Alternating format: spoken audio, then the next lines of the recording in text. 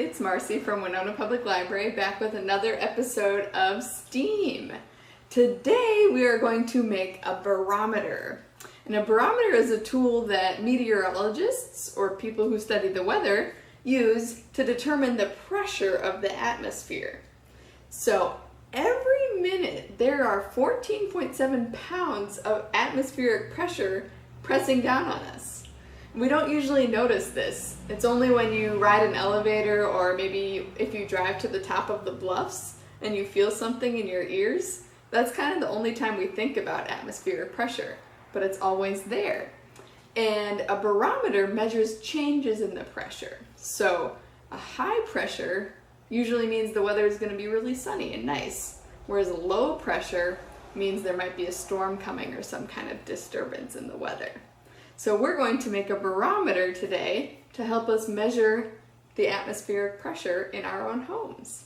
So to build our barometer, we're going to need 2 mason jars, a rubber band, a balloon, some tape, some school glue, 2 straws, and we're going to be shoving them together. So I had this from another experiment, the Heron's Fountain, so they're already connected, but you'll need 2 straws.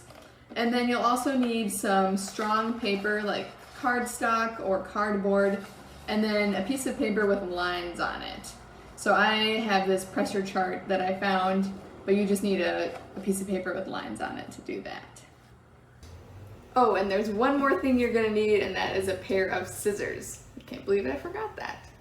All right, so to begin, we're going to take our balloon and stretch it out. So you can stretch it out with your hands, or you can do it by blowing it up and then letting all the air out. Okay, and then you're gonna cut the little tip off the balloon so that you just have the round part.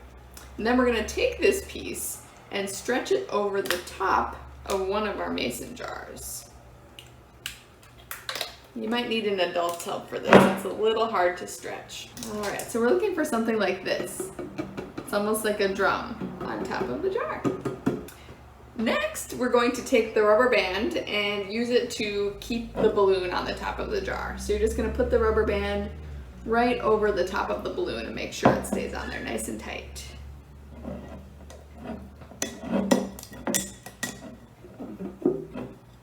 Awesome. So this balloon is what's going to change in response to the air pressure. So on a high pressure day, it's going to be a little bit lower in the jar because there's more pressing on it. And then on a low pressure day, it'll be a little bit higher up because there's less pressure. But we're not going to be able to see those changes. They're really, really small. So that's why we're going to use our big straw.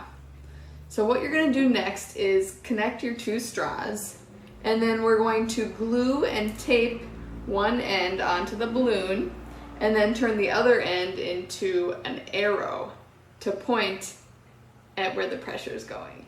So I'm going to make a little slit in the end of the straw, and then I'm going to cut a tiny triangle out of this piece of paper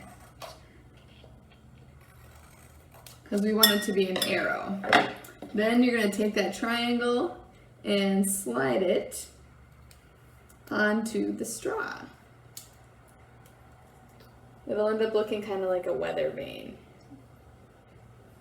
Great. Then we're going to take this and glue it onto this jar, and we'll rest it on this jar while it's drying.